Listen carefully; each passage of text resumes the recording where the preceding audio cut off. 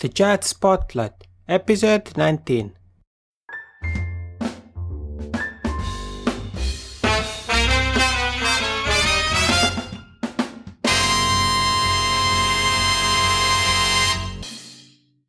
Hey Jazz fans, I'm your host Yanni Lunga and welcome to this 19th episode of the Jazz Spotlight podcast and the 4th episode of this special edition of the podcast with some of the stars of the 2014 edition of the Pori Jazz Festival.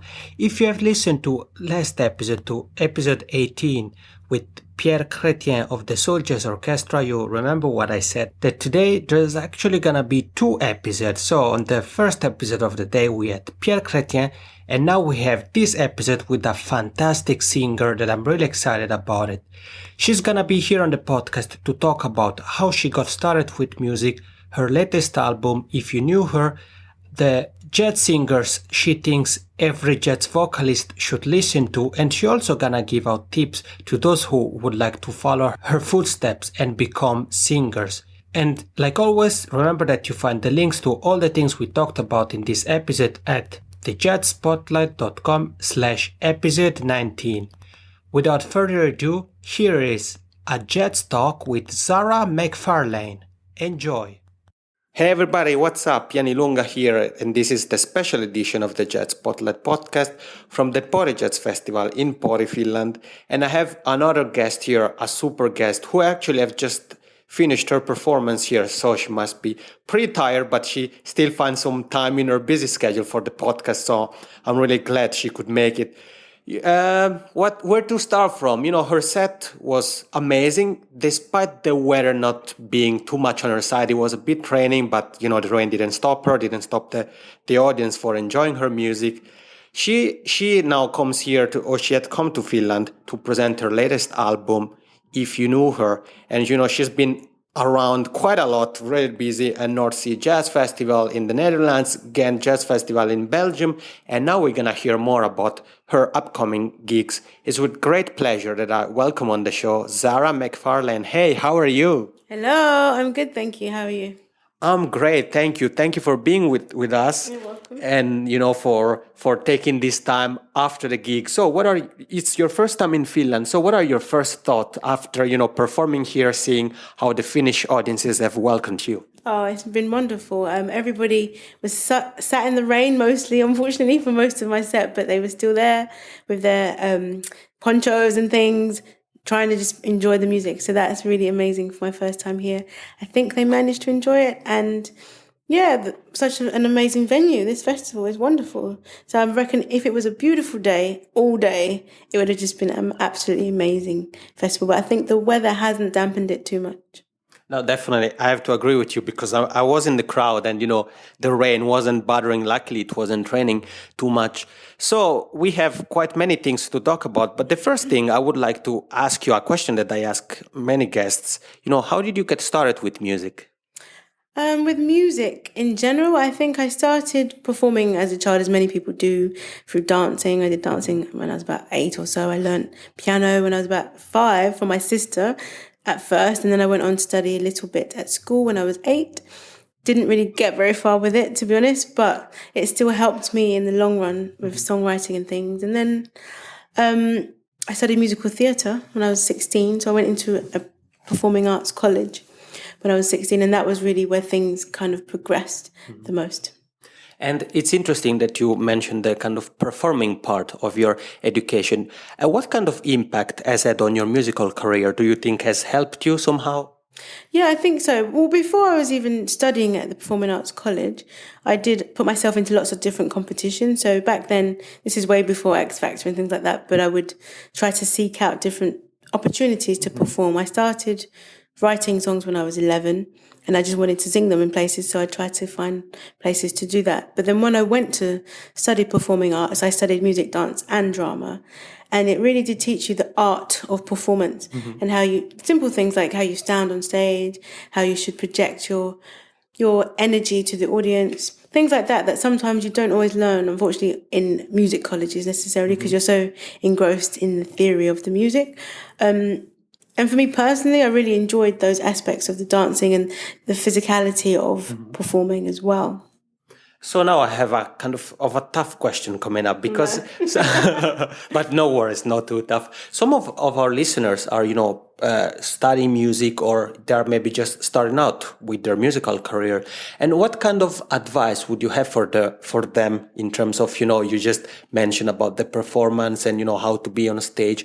What kind of advice have you learned through your education, but also your own, being on the field, so performing in festivals and venues? With regards to jazz specifically, I learned a lot through working with a band called Tomorrow's Warriors and Jazz Jamaica, and that's kind of how I got into jazz mostly, to perform properly the music.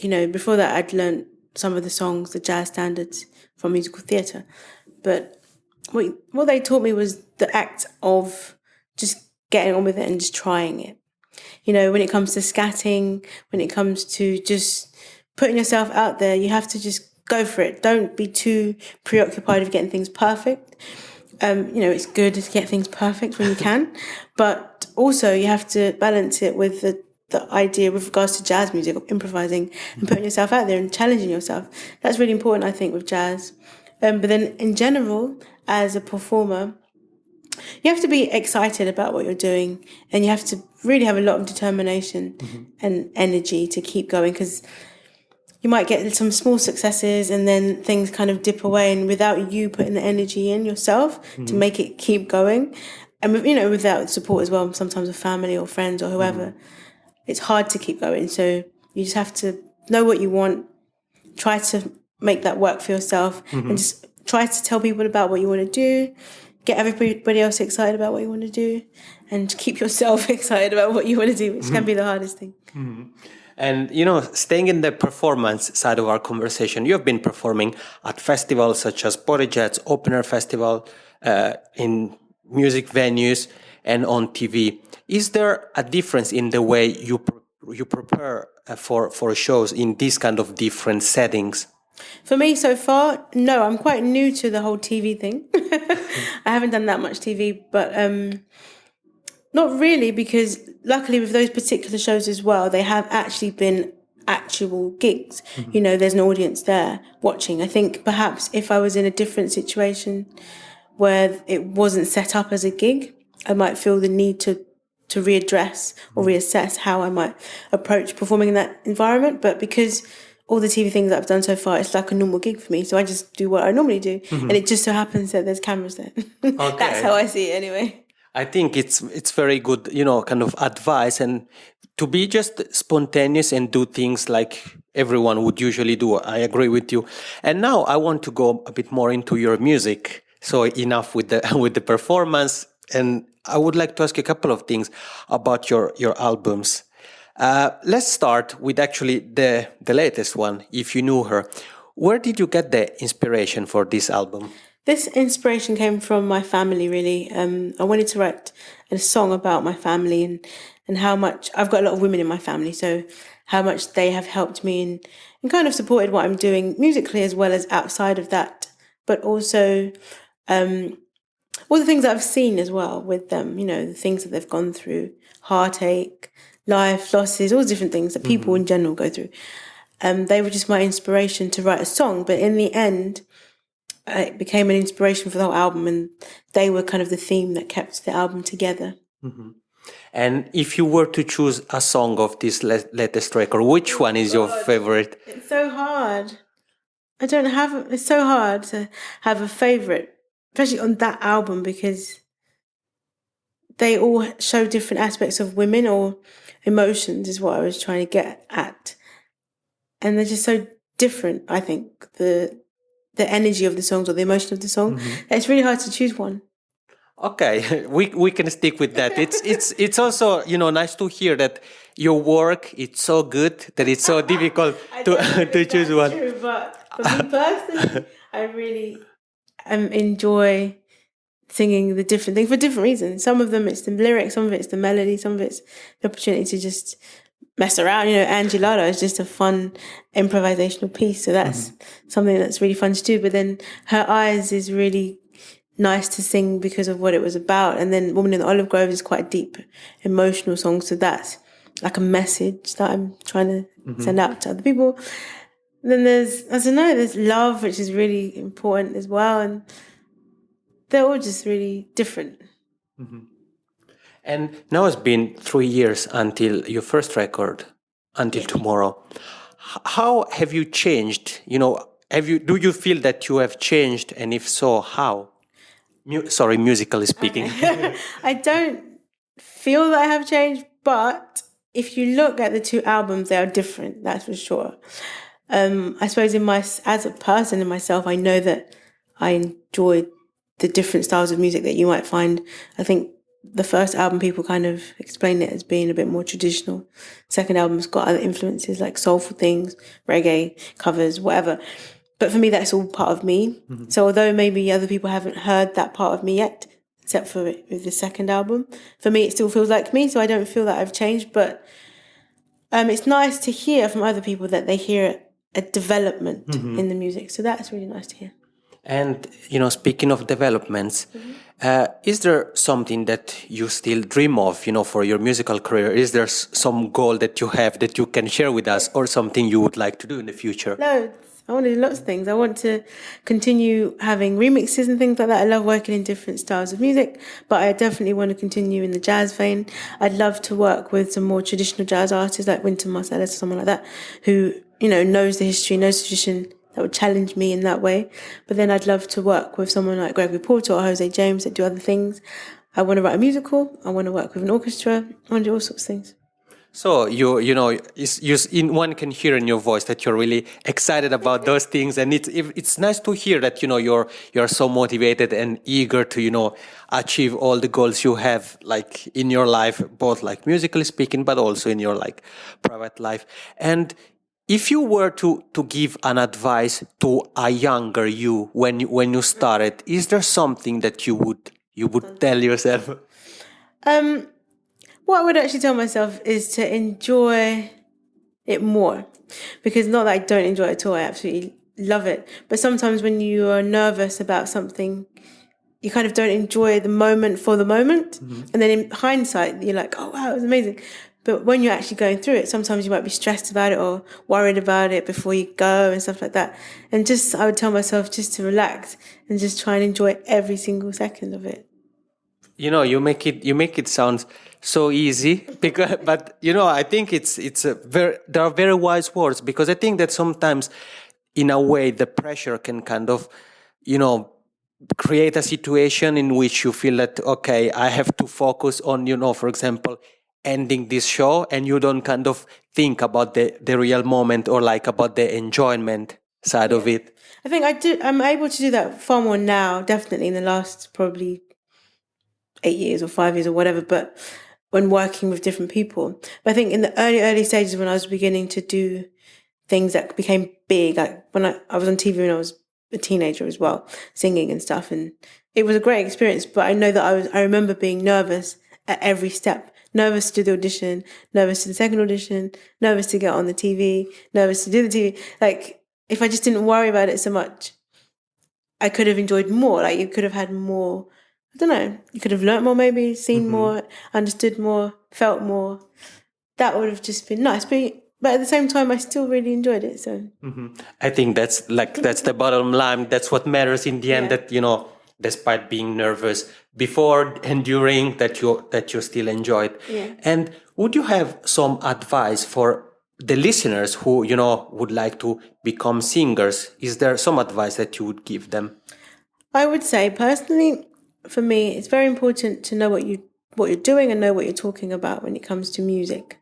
And that came through working with different musicians, but also studying. And I don't necessarily feel that you have to study to be a singer, because I know I've got loads of friends who didn't study rather, but are great, amazing singers. But when it comes to working with musicians, especially jazz musicians, there's a certain amount of respect that comes with having studied and having an understanding of what you're talking about from a musical level with regards to theory and certain things. And even if I don't always use that knowledge sometimes, it's just good to have it. And it just means you can do more as well. You can request more of your musicians when you're working with them, if you get to work with some. But also, you just feel more confidence in yourself to know what you're doing. So I think that's important. And speaking of, jazz singers and influences, what are, in your opinion, the singers, the vocalists who have had, an influence on you, and the records you think aspiring jazz singers should listen to? One of the records that really got me into listening to instrumental jazz was an album. Can't remember the name of the album, but it's Nancy Wilson and Cannonball Adderley. Can't remember the name of the album now off the top of my head. But that album is half songs with her and Cannonball with a band, and then the other half of the album is just him with his band. And he's got such a great feel and melody. Like, for me, he sounds so melodic when he plays, but it's still jazz. It's still quite traditional jazz sounding and difficult in some parts to kind of understand or enjoy in some respects. But that was what got me into listening to instrumental jazz more than Coltrane at first. Coltrane can be quite difficult to listen to. Miles Davis was another ones that I did get into earlier with instrumental jazz. But I think as a singer, it's good if you want to scat and enjoy trying to attempt that kind of thing, which is always an attempt. It's good to listen to instrumentalists as well. And for me, Cannonball Adderley is up there. Nancy Wilson is just a great singer to listen to that has got maybe a slightly softer voice. And then obviously people like Billie Holiday for the emotion, Nina Simone for the emotion, as well as how she interprets things lyrically as well as musically, because she's a pianist as well. And then Ella Fitzgerald for perfection. If you want to learn a jazz standard as it was meant to be, listen to Ella Fitzgerald. And if you want to learn about perfection of pitching and notes and even scat vocal, listen to Ella Fitzgerald in that way. But Sarah Vaughan for me brings both the emotion and clarity, and not always perfection, because she wasn't always perfect, but she was very close to it. I think that's great advice, and I thank you for all. I'm sure that those who are listening now, who are have been trying to learn how to scat and how to sing, I'm sure they're gonna follow your advice and start to listen to the records and the singers you mentioned. And my last question to you is, you have been, as I said, you have been traveling quite a lot, and now we are approaching the end of July, so pretty much the middle of the year. What plans do you have for the second half of the year?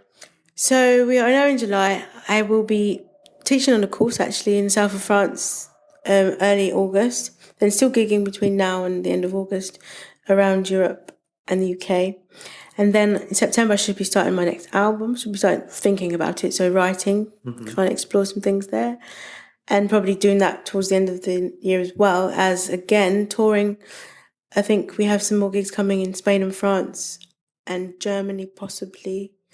That's not confirmed yet, but possibly in the autumn. So still lots of gigs, and this is what I love the most. That's the most important thing. This is Zara McFarlane. Thank you so much for being on the podcast, for sharing a little bit of your story and for giving out some advice to all of those who would like to follow your footsteps. Thank you. You're welcome. Thank you. And we are back. First thing, a big shout out to Zara McFarlane.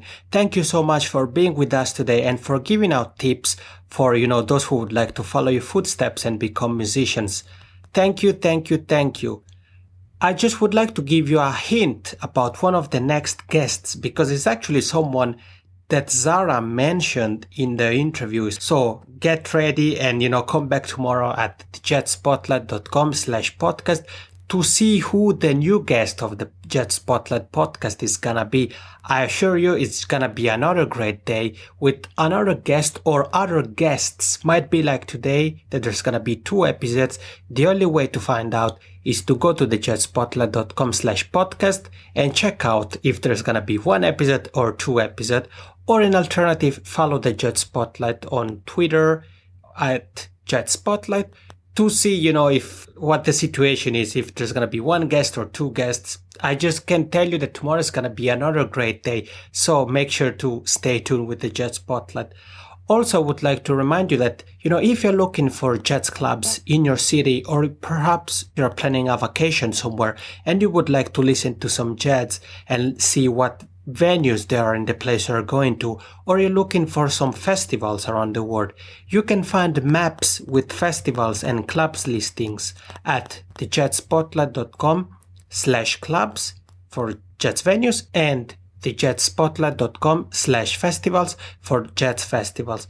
also about jazz festivals, you can find some of the hottest jazz festivals of the month each month in the special Jazz Festivals guide of the Jazz Spotlight. So for example, this month it's about to finish, but you can still find July Summer Guide if you just write July Summer Guide in the search bar at thejazzspotlight.com. You will find the July Summer Guide. And if you're a festival organizer or you work at a festival and you would like the festival to be included in the guide or in the listings that are on the website, just go to thejazzspotlight.com/contact to send an email, or in alternative, just go to Twitter @JazzSpotlight and send a tweet, and I will make sure to include your festival in the summer guide, in the monthly guide, or in the listings on the website. Like always, I would like to thank you for being with me today. Thank you for your support, and I wish you a great day. Take care.